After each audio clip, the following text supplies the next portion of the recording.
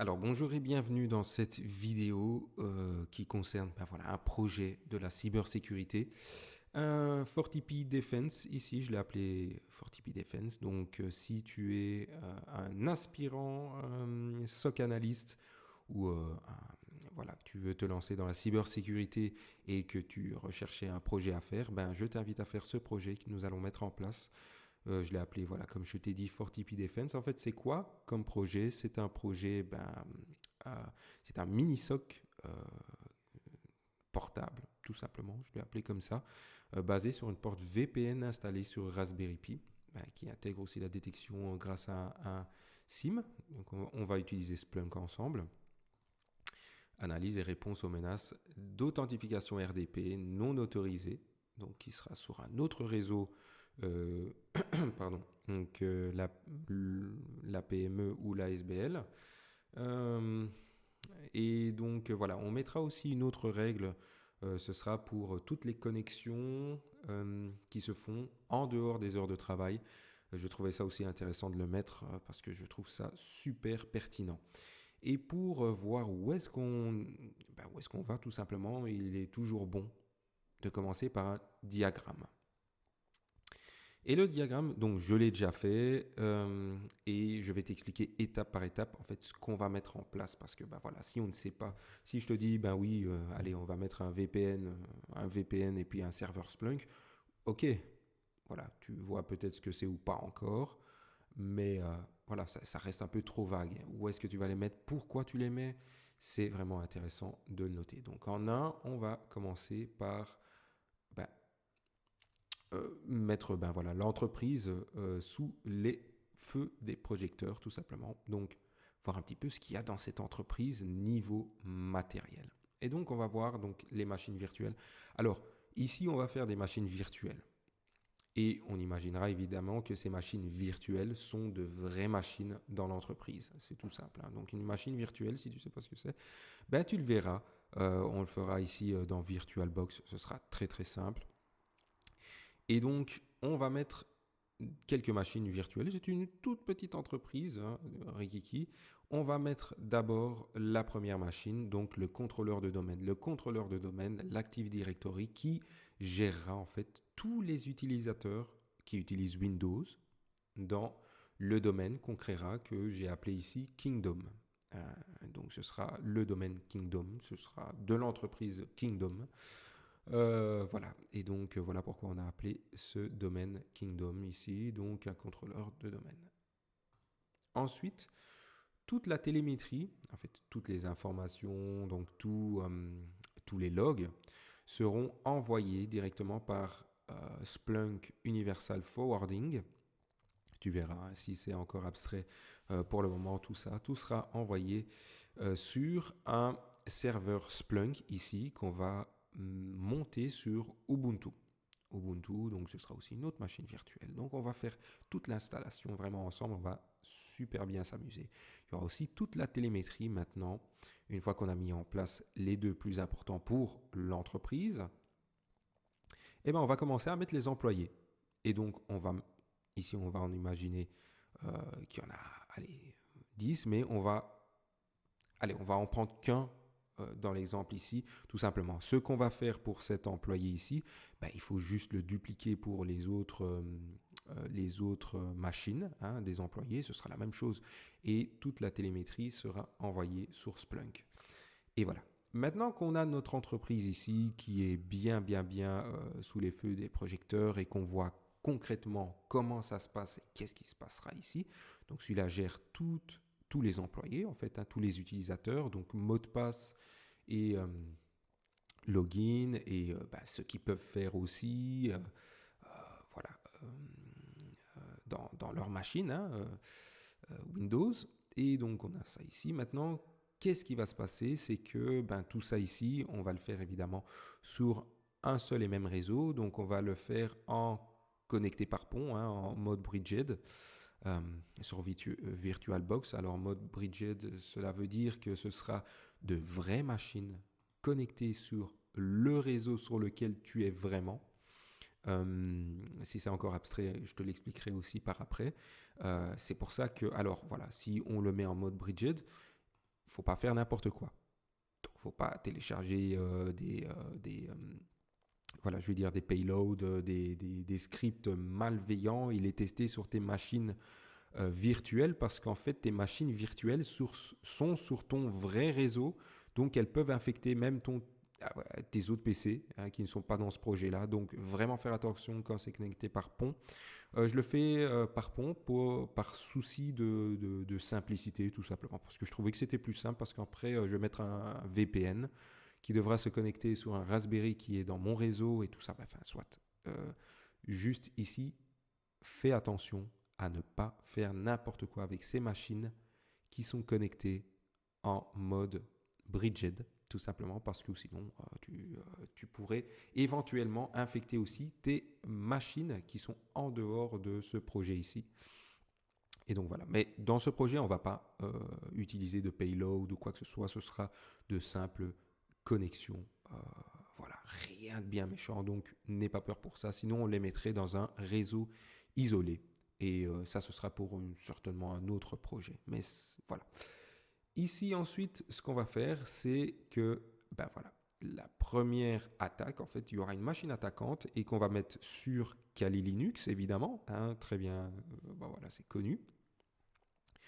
On va faire du NAT pour simuler une adresse externe au réseau privé qui sera 192.168.x.x. Je ne l'ai pas noté ici, mais ça sera plus simple si je te le montre ici. Comment on va faire ça en fait? Alors, ça va être très simple. Comment on va simuler alors que ma machine, on sait très bien qu'elle est dans mon réseau, mais on va essayer de simuler une machine externe, une machine méchante, hein, une machine attaquante, avec un réseau en NAT de 10.10.5. Hein, c'est vraiment voilà, titre informatif. Ici, on va mettre le réseau de l'entreprise, donc en LAN. Et comme je t'ai dit, le réseau de l'entreprise, ce sera un réseau privé à l'intérieur, donc 192.168.x. On verra si on le mettra en statique ou en dynamique. Hein, ce sera. N'hésite pas si tu as des questions ou je vais trop vite ou quoi que sais-je à me le mettre dans la description et je me ferai un plaisir d'y répondre, hein, tout simplement. Et ici, on a donc notre machine Windows 10. On va mettre un petit 10 hein, pour Windows 10. Voilà.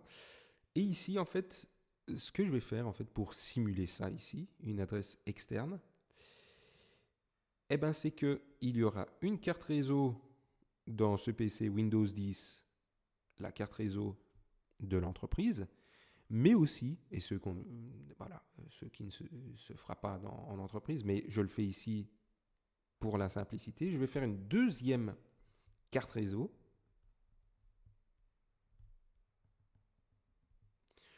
pour pouvoir le mettre dans le même réseau que notre machine attaquante. Je mets 3 ici. Et donc, ce qui fait que la machine Windows 10 aura un pied dans le LAN de l'entreprise, mais aussi un pied dans le LAN de notre machine attaquante, tout simplement. Pourquoi? Pour qu'en fait, la machine attaquante puisse se connecter en RDP, donc Remote Display Protocol. Donc ça, c'est ça pour les machines Windows, hein, se connecter à distance.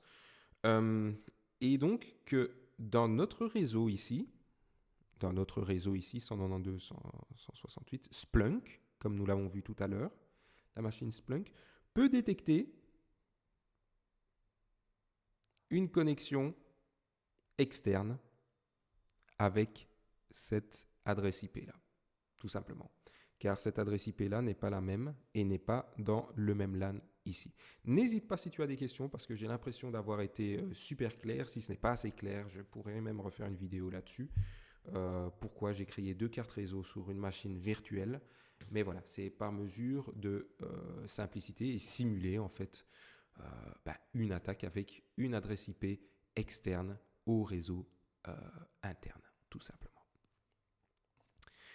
Maintenant qu'on a notre première attaque, il y aura une deuxième attaque. Et cette deuxième attaque, ce sera un être humain, cette fois-ci, ce ne sera pas une machine, mais un être humain qui se connecte à la machine cliente, mais en dehors des heures de travail. Et donc, tout ça sera envoyé euh, au serveur Splunk pour pouvoir notifier le SOC analyst.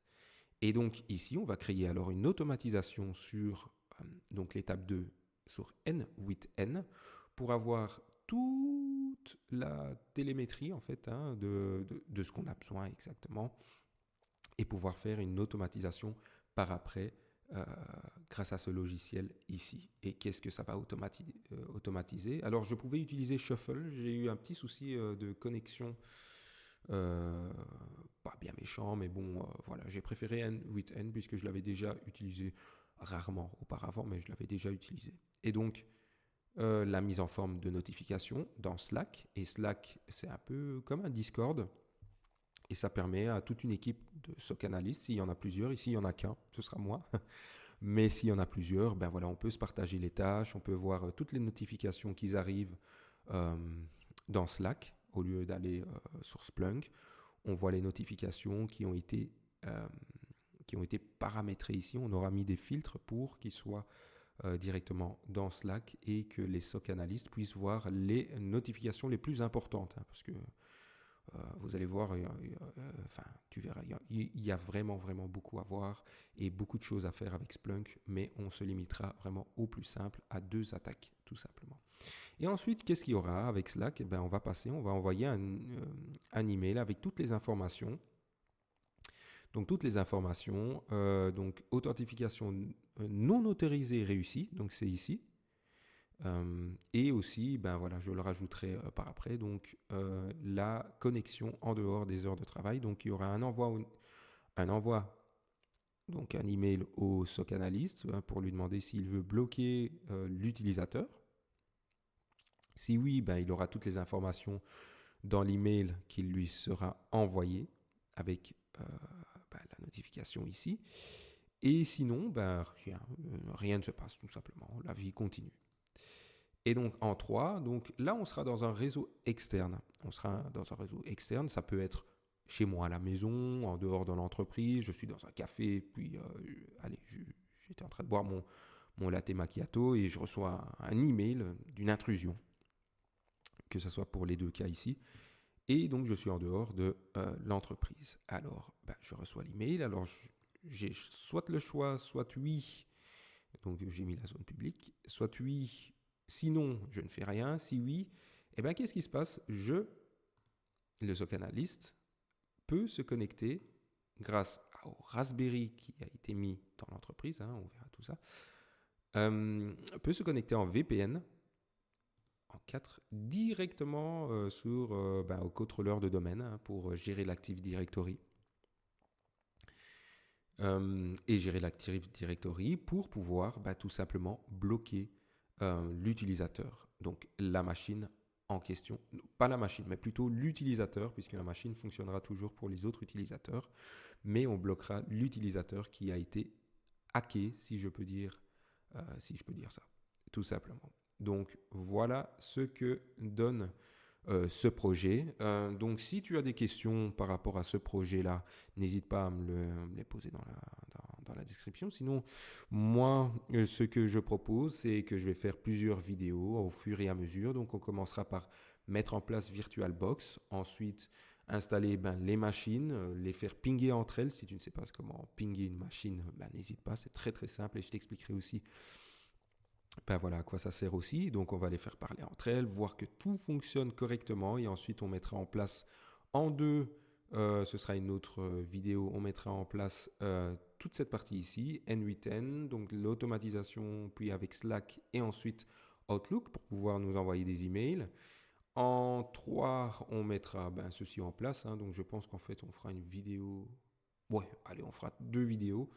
On regardera un petit peu comment je reçois aussi les emails en tant que SOC analyste et tout ça. Et évidemment, en 4, on mettra aussi en place le VPN dans l'entreprise pour pouvoir faire une connexion RDP directement sur le contrôleur de domaine et pouvoir gérer l'Active Directory depuis une zone publique, depuis n'importe où, de manière sécurisée, tout simplement. Donc voilà, je te remercie d'avoir regardé cette vidéo.